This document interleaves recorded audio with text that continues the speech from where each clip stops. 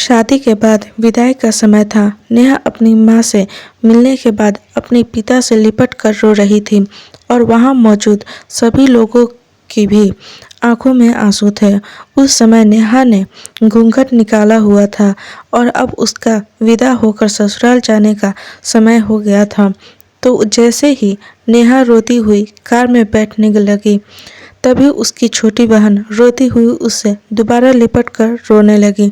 तभी गाड़ी के पास खड़े नेहा के पति अविनाश से उसका दोस्त दिनेश कहता है, अरे यार अविनाश, यहाँ से घर पहुँचते ही सबसे पहले होटल अमृत बाग पहुँचकर एक बढ़िया सा खाना खाएंगे, क्योंकि यहाँ तेरे ससुराल में तो एकदम घटिया खाना था। ऐसा खाना तो हमारे यहाँ कुत्तों को भी नहीं खिलाते। तभी साथ ही खड़े अविनाश के छोटे भाई ने भी कहा, हाँ यार, यहाँ का खाना तो एकदम बकवास था और रसमलाई में तो रस ही नहीं था। ये कहते हुए वो तीनों ही जोर जोर से हंस रहे थे। तभी नेहा के पति अविनाश ने भी अपने ससुराल वालों की मजाक उड़ाते हुए कहा कि हाँ यार, मैंने भी मजबूरी में ही यहाँ का खाना खा लिया, वरना मैं तो ऐसे खाने को तो हाथ भी नहीं लगाता। और अब पक्का हम तीनों घर पहुँचते ही होटल अमृत बाग का खाना खाएंगे। अपने पति के मुंह से ऐसी ऐसी बातें सुनकर नेहा कार में बैठती बैठती रुक गई और उसने गुस्से में सबके सामने अपना घूंघट हटाते हुए कार के दरवाजे को जोर से बंद किया और आंखों में आंसू लिए नेहा अपने पिताजी के पास चली गई और उनका हाथ पकड़कर उसने ये कहा कि पिताजी, मैं ससुराल नहीं जाऊंगी, मुझे ये रिश्ता बिल्कुल मंजूर नहीं है। ये बात नेहा ने इतनी जोर से कहा कि सब लोग उसकी बात सुनकर हक्के बक्के रह गए। सब लोग नेहा के नज़दीक आ गए और नेहा के ससुराल वालों पर तो जैसे पहाड़ ही टूट पड़ा हो। वजह क्या थी ये किसी को भी समझ नहीं आ रहा था। तभी नेहा के ससुर राधेश्वर जी ने आगे बढ़कर नेहा से पूछा कि नेहा बेटी, बात क्या है? तुम अचानक ही शादी होने के बाद अपनी विदाई होने के समय यूं शादी को नामंजूरी कर रही हो। तभी नेहा कुछ देर चुप रहने के बाद अपनी आंखों में आंसू लिए अपने ससुर से बोली कि बाबूजी, आपको पता है मेरे माता पिता ने अपने सभी अपनों को मारकर हम सभी बहनों को इतना पढ़ाया लिखाया और काबिल बनाया, और आप जानते हैं कि एक बाप के लिए उसकी बेटी क्या मायने रखती है। वैसे आप और आपका बेटा कभी नहीं जान सकते, क्योंकि बाबूजी आपके घर में तो कोई बेटी ही नहीं है। और आप जानते हैं मेरी शादी में आने वाले बारातियों के लिए खाने पीने की एक भी कमी न रह जाए, इसलिए मेरे पिताजी पिछले 3 महीने से रात को 2 से 3 बजे तक जाकर मेरी माँ के साथ ये योजना बनाते थे कि रसोई कौन होगा और खाने के बारातियों के लिए किस किस तरह का खाना बनाना है और बारातियों को कहाँ बिठाना है, ताकि कहीं किसी को बुरा न लग जाए। और शायद आप नहीं जानते कि मेरी माँ ने पिछले 1 साल से एक भी नई साड़ी नहीं खरीदी, क्योंकि मेरी शादी में पैसों की कोई कमी ना हो जाए। और आज भी मेरी शादी में भी मेरी माँ मेरी बड़ी बहन की साड़ी पहनकर खड़ी है, और ये तो कुछ भी नहीं, मेरे पिताजी भी 150 रुपए की इस शर्ट के नीचे कई छेद वाली बनियान पहन कर खड़े हैं, और ये सब सिर्फ इसलिए ताकि मेरी शादी में कोई कमी न रह जाए। लेकिन इतनी मेहनत करने के बावजूद भी आज इस शादी में आपके बेटे को रोटियां ठंडी लगी, उसके दोस्त को पनीर बकवास लगा, और मेरे देवर जी को रसमलाई में तो रस ही नहीं मिली, और मेरे पति अविनाश जी को कह रहे थे कि वह तो ऐसे खाने को हाथ भी नहीं लगाते, बस उन्होंने तो मजबूरी में ही ये खाना खा लिया। अगर सब कुछ इन्होंने मजबूरी में ही खाया है तो इसलिए क्या गारंटी है कि मुझसे शादी भी ये अपनी खुशी से ही कर रहे हैं, कि मुझसे भी इन्होंने मजबूरी में ही शादी की है।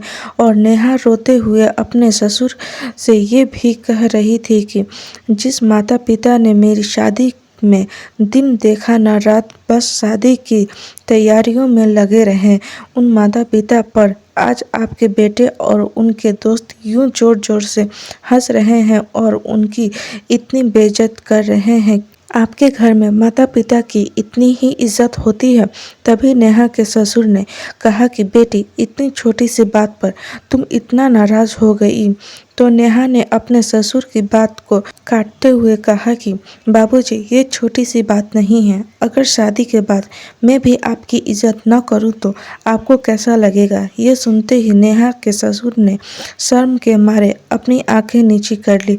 तभी नेहा ने कहा, लेकिन बाबूजी, आप चिंता न करिए।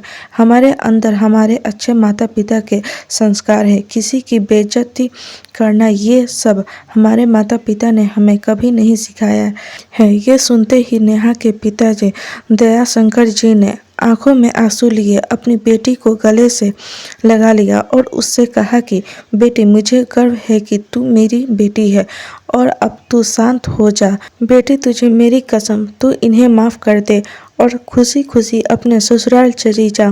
तभी नेहा का पति अविनाश भी नेहा के पिताजी और नेहा से हाथ जोड़कर माफी मांगता है और ये कहता है कि बाबूजी, मुझे माफ कर दो।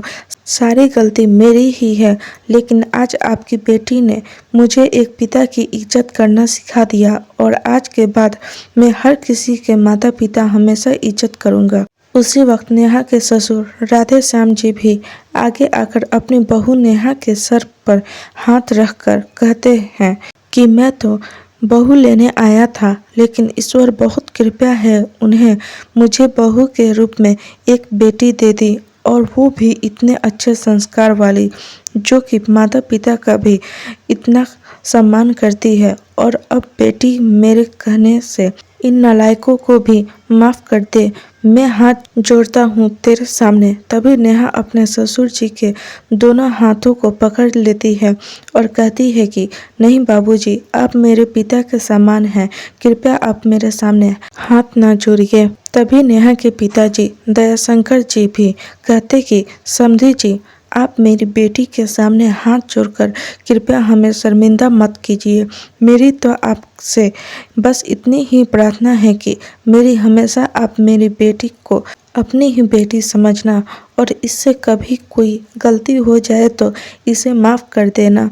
तो राधे श्याम जी ने अपने समधी दयाशंकर जी का हौसला बढ़ाते हुए कहा कि आप बिल्कुल चिंता मत करिए, बल्कि अब तो नेहा बेटी ही हमारे पूरे घर को संभालेगी और अब ये ही हमारे घर की लक्ष्मी है।